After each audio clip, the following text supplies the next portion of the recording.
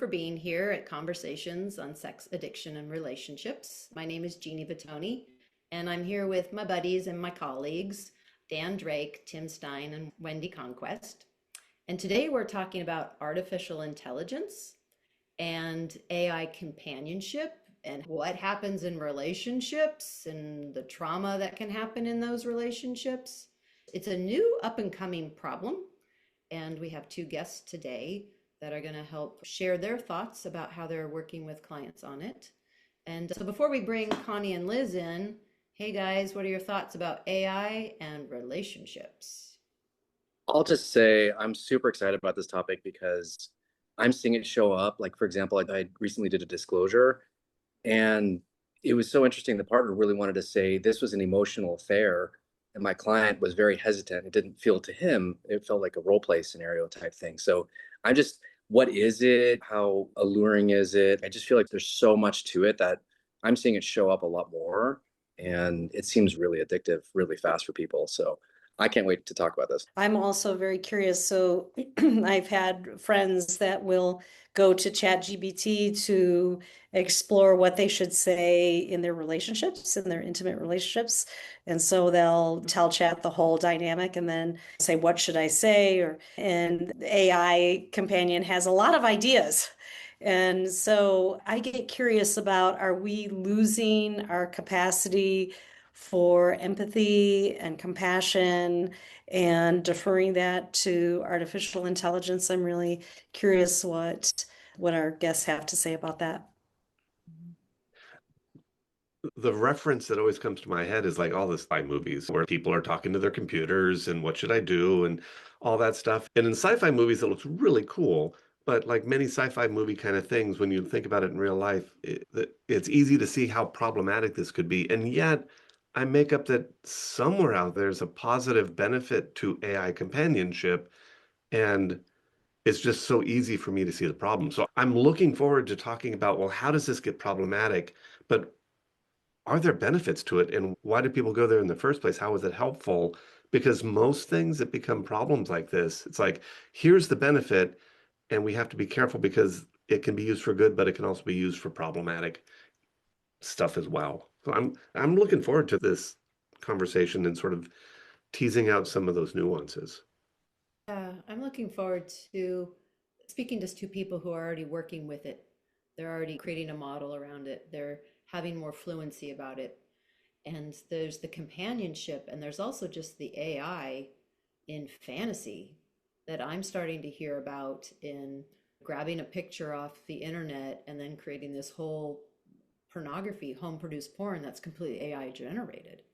And what the relationship, false or not, it's just confusing.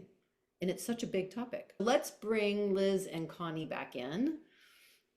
They are from Bellevue Trauma Recovery Center. Hello. In Washington. Connie Zollner and Liz Abbruzza are co-founders of Bellevue. I know there's another co-founder too, but the two of you gals have been working in this AI model, and we want to hear all about it. So how did you guys get into this work? Oh, that's a good question. I think just naturally, based on the work that all of us do, similar to what Dan was saying, we were just seeing it show up with our clients. And we're like, oh my gosh, what is this? And what is happening? And what is going on? And people sneak into conversations in their therapy sessions very casually, how they're using AI. And that's what started to get us thinking, okay, our clients are not seeing this as a problem, but I'm concerned. And so let's start asking more questions around what's really going on. Should we start there? For me, as well as for other people out there, what is AI companionship? So I'm going to back it up even more and start with what is artificial intimacy. Great. So artificial intimacy and AI companionship are obviously very intertwined. Artificial intimacy is a term that's been around for a long time. Esther Perel's been talking about artificial intimacy since 2014. And it was really in terms of how people feel about the parasocial relationships that they develop through social media. So your favorite podcaster or your favorite influencer, people develop emotional connections and attachment to these people that they don't actually know, even though they're real people that are really out there. But, you know, these are public personas that we're following. And so that's where the term came from. And then as this boom of AI has happened, the generative AI and the apps that are where you can create your own companion, essentially, it really has just expedited everything. So now you get to create a companion that is your ideal partner or ideal friend who never challenges you, who never questions your beliefs, who just is empathetic and validates. And that's pretty attractive to people who wouldn't want someone who's available 24 hours a day, 7 days a week, who just says how amazing you are.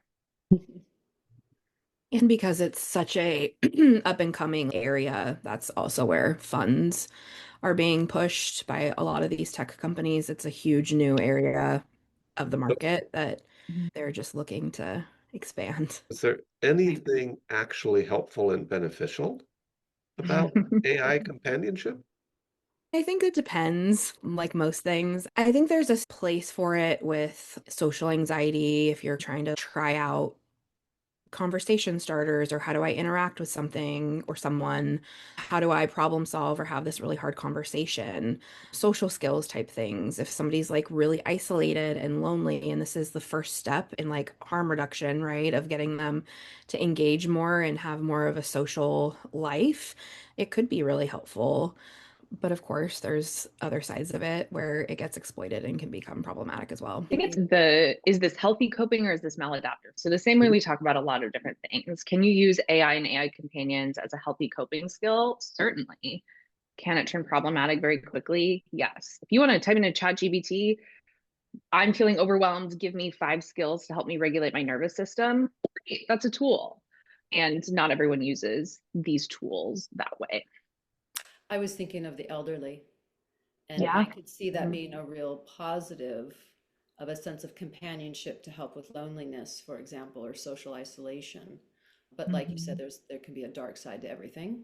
We're not really focusing on the positives necessarily today. Yeah, the New York Times, actually, the daily podcast, just did an episode, I believe last week, about AI companions specifically related to elderly who are really isolated. And there certainly are benefits. It's again going back to that like risk analysis. Is it better for us to have someone who is elderly, isolated, and alone have some sort of emotional companion with a computer than having nothing at all? Yeah, that really helps their mental health, a lot of symptoms of even cognitive awareness. And so there are places for it. You mentioned the dark side. So what are some of the dark sides of it? So yeah, there's some positive. What do you see as the dark sides? I think a lot of what we're seeing in our practice and what we've seen in the media too, there are all sorts of stories and documentaries and podcasts coming out about people who have really formed very intense emotional connections with their AI companions. And what has happened is that leads to extreme isolation. They're not connecting with their peers, similar to how we even see porn or sex addiction happen sometimes, where all of a sudden you might have a client who's watching porn 6 hours a day, every single day, and they're not showing up to work. They're not going to school. They're not taking care of themselves physically. And it seems to have that similar kind of dopagenic effect that a lot of our clients struggle with. A lot of the people that we are seeing who are engaging with these AI companions in ways that are damaging have insecure attachment styles, have trauma histories. And so, again, like if you're able to develop your ideal partner who never triggers your insecure attachment, now all of a sudden, why would you want to ever engage with anyone else? Because everyone else is dangerous and this is safe. And so it really leads to some pretty extreme isolation.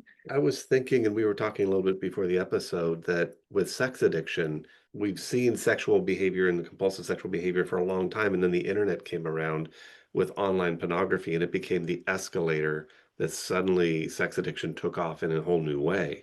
And when we're talking about this AI companionship or AI companion addiction or whatever we're calling it, I wonder if this particular evolution of AI is the love addiction version of online pornography as an escalator to this area that can become really problematic. Makes a lot of sense, Tim, because the companionship is not, again, like Liz said, rejecting. It's validating your worth. You're good enough. Don't worry about it. I like you just the way you are. So that makes a lot of sense to me. Connie, what were you going to say? Yeah, I think the customizable nature of it, that it can be this perfect partner, this thing that doesn't exist in the real world, is why it can become so problematic and maybe the thing that kind of fuels some of that. They're not going to push back, they're not going to reject, they're not going to do something that might make you feel insecure. The AI companion's one job is to get you to engage more in a positive way and have you stay on that platform. So it will do whatever it can to perpetuate that.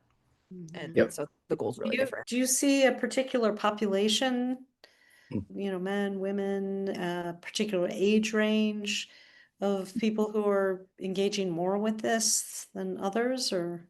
I think I've been really surprised that it's pretty across the board in a lot of different ways, at least in what we're seeing. I've had really every demographic represented.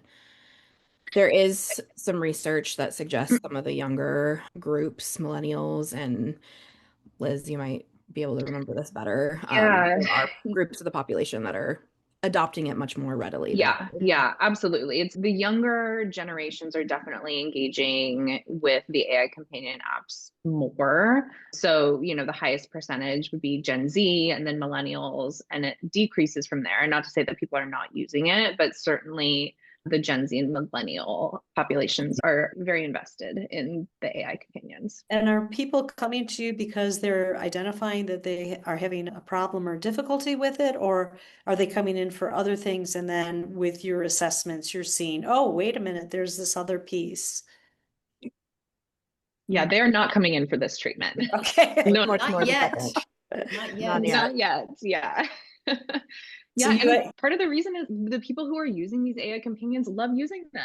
Again, it doesn't trigger their attachment styles. This is working for them in so many ways. They're probably not even really acknowledging or taking seriously the negative impacts that it's having on them. Really, what we're seeing is we're a clinic that specializes in sex addiction, betrayal, trauma. That's our primary population, but we're seeing those clients engaging with AI and artificial intimacy and these AI companions in ways that are damaging, and then we're intervening just as part of their natural treatment.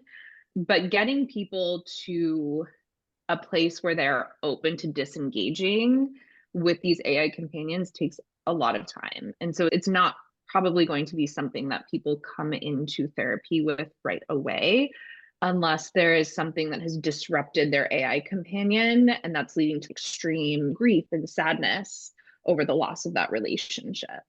So is the pattern more that it's problematic because people are choosing to connect with AI companions and they're not entering relationships? Or are we seeing that AI companions are starting to undermine existing relationships as well?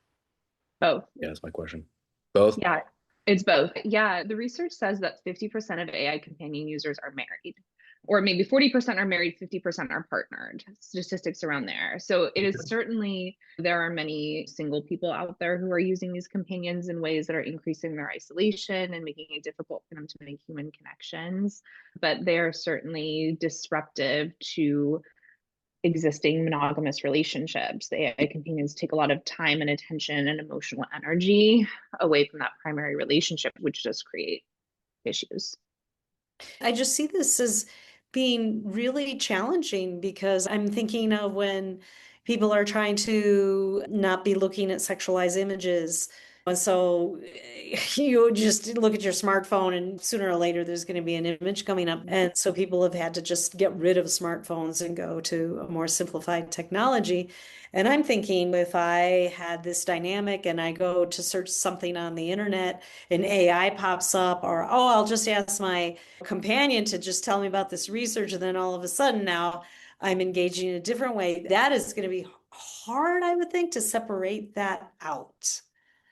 Dan, you were going to say something too. Well, the two trajectories, I was thinking people that aren't partnered yet, I can imagine there's something when you engage with AI, even if you're solving an issue, not even engaging on an emotional attachment relationship, when I've engaged, I feel good. It's validating my thoughts. It's, oh, good idea. I feel really, it's affirming of you. So there's a positive part of it, but I can imagine it's always available, pick up where you left off. It's always listening. It's not going to be thinking in a relationship. How often do we actually, for example, if I'm seeing a couple, most of the time, they get into trouble, they're thinking of the response. They're not actually listening to their partners, right? And the AI is always going to hear you out, listen to you. And so I feel like if you're not partnered, how difficult it would be for you to now try to enter into a human relationship after you've had this example, this model of what quote unquote intimacy could be, because that's humans, we don't operate that way. We have our own, we have bad days, we have off days. So I was thinking how difficult that would be. But then also, I guess the piece I was wanting more clarification, because I'm seeing this with sex addiction, betrayal trauma. How much of this, let's say someone is partnered, how much of this that you guys see, where's betrayal fit into this? So, partners maybe not, okay, yeah, I know you're using ChatGPT, but I had no idea how much or what the relationship you had with this was, and you named it. I guess I'm just curious that part of it where you see someone who's partnered and you see whether it's sexual or not, what that the artificial intimacy this person has with an AI companion. Can you speak a little bit more to that, just how that shows up and how that links to betrayal for the partner?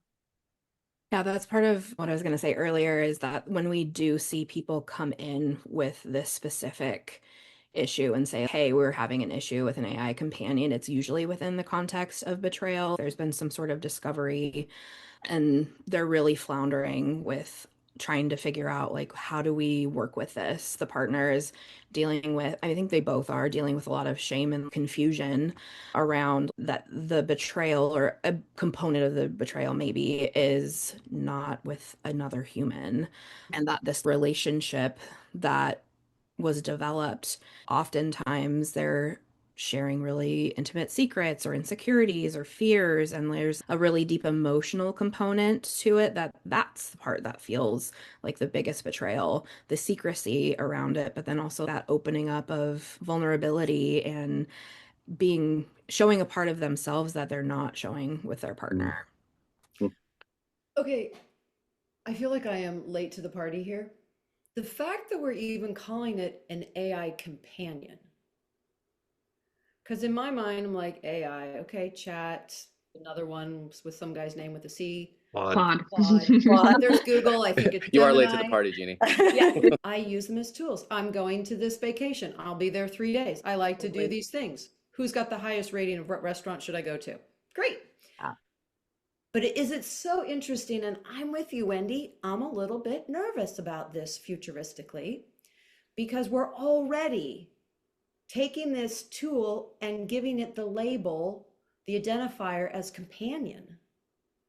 That's pretty incredible that we're already there. People are naming it. There has a relationship. It's an Yeah. entity that Yeah. becomes it's just like a person. It's a Right. personality. It is a relationship. It's developed for a lot, Being which that makes way. complete sense about, because for a long time, people like pornography, for example. There's me, there's my person, and there's pornography. There's not enough space for three of us in this relationship. And now we're going to have, there's me, there's my person, and then there's their AI companion, not the AI tool even, the AI companion. I wonder It's if we're the going to third see. entity. I wonder if we're going to see a new type of trauma. Like with partners, Yeah. we have that very common piece of like, why is my body and me being here sexual with you not enough? And I wonder with this whole new piece coming up, is like, what is it about me and my personality that isn't enough for you that you needed to go invent another Right. virtual companion instead of coming and having dinner with me? So let's be really clear for all the listeners. It's not that you're not enough. It's that you're human and you sneeze and you want people to take out the trash. And sometimes you don't want to have sex and you're human. And this program is to validate you, inquire about you, and to Dan's point, to always be available and listening and care about what you think. Yeah. Yeah.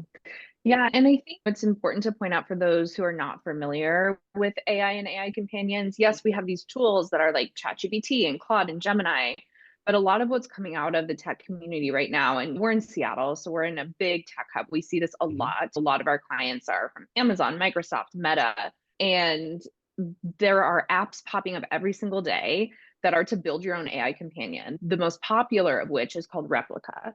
These apps are even more concerning than something like ChatGPT, that is more of just like an advanced Google search. Of course, you can use ChatGPT inappropriately, but these AI companions are marketed as, here is your romantic relationship, here is your sexual relationship, here is your best friend. And then you get to build them and customize them exactly how you want. You can ask it Wow. to send you a picture of itself. You can have a Yep. FaceTime call.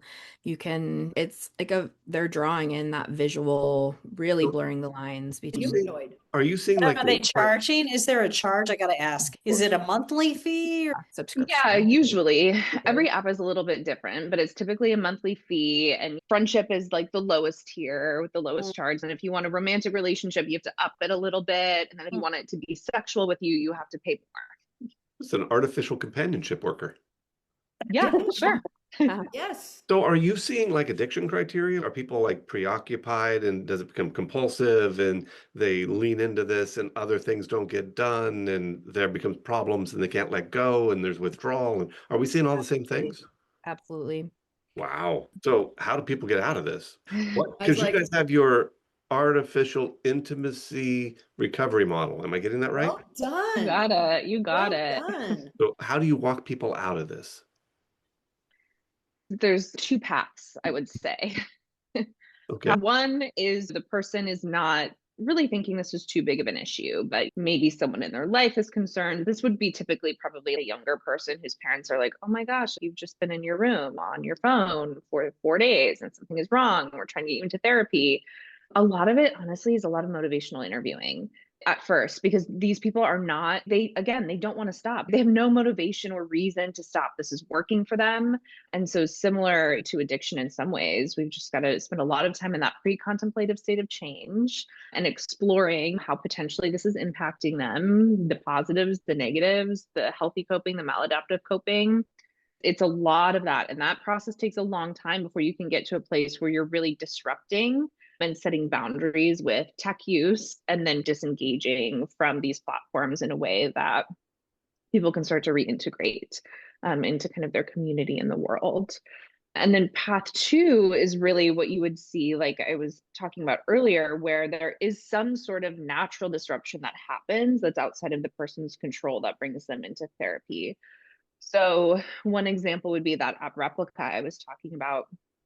There's all sorts of lawsuits against Replica right now because not too long ago, there was some sort of glitch in their app and all of the AI companions just disappeared.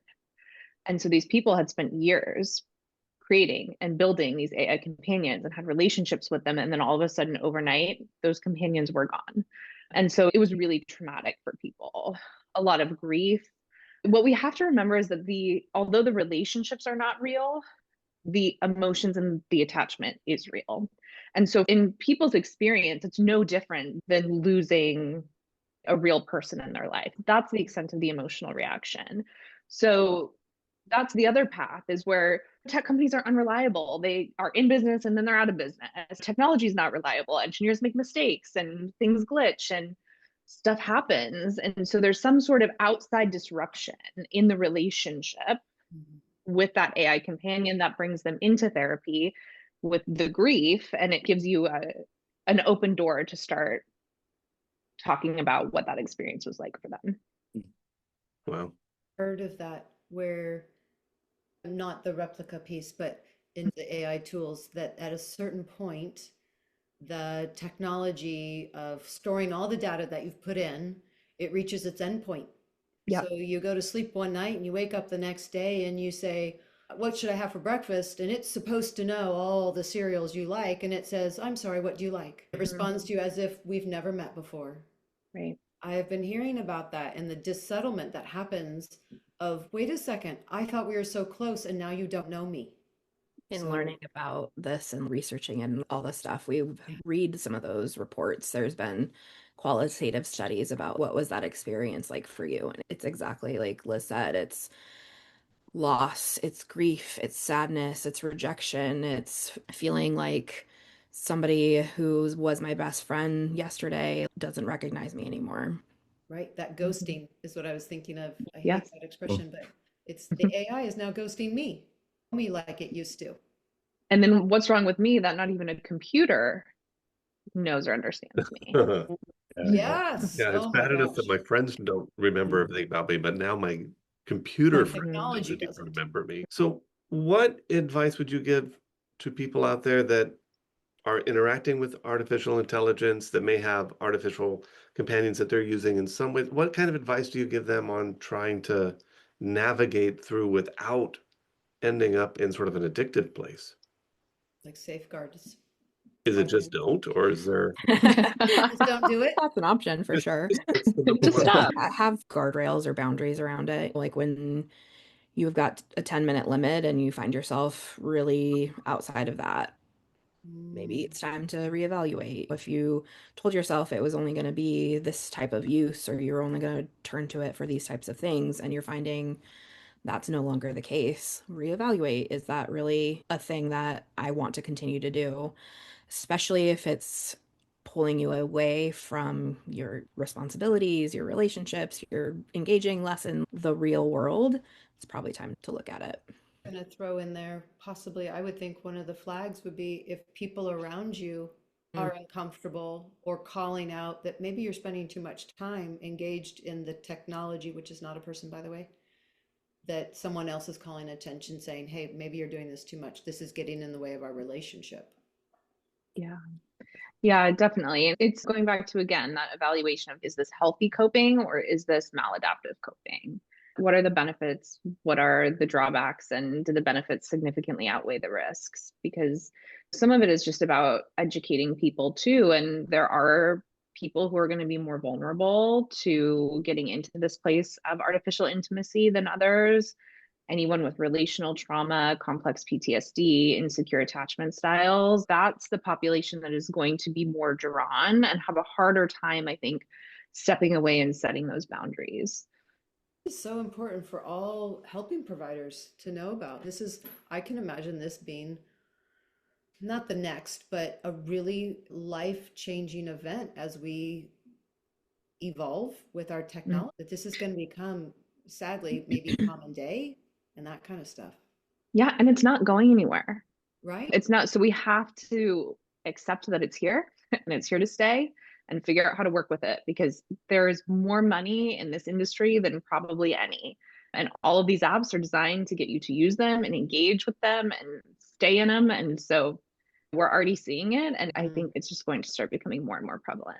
Yeah, that was, as we were thinking of wrapping up, I was thinking of, that's something I've been interested in. Do you see the trends and where we see this in the future? I agree. I don't think it's going anywhere. So I'm just curious, any last thoughts that you have about where we're at presently and where you guys see the trends moving towards the future? I think one of the things that the practical changes that we've made is to ask about on all of our intake paperwork about AI use, just bringing it up from the get-go so that Very it's good. part of the conversation from the beginning. I think that's one way that we're really trying to adapt. So it's the burden's not on clients to bring this up, because I do think that it's going to continue. Everyone says it. It's everywhere. It's growing, all the things. Yeah, and I think the best thing that we can do is just educate ourselves about it. And it's such a rapidly growing and changing field, and there's such limited research right now. And that's probably always going to be the case, because how can you keep up with a technology that moves so quickly?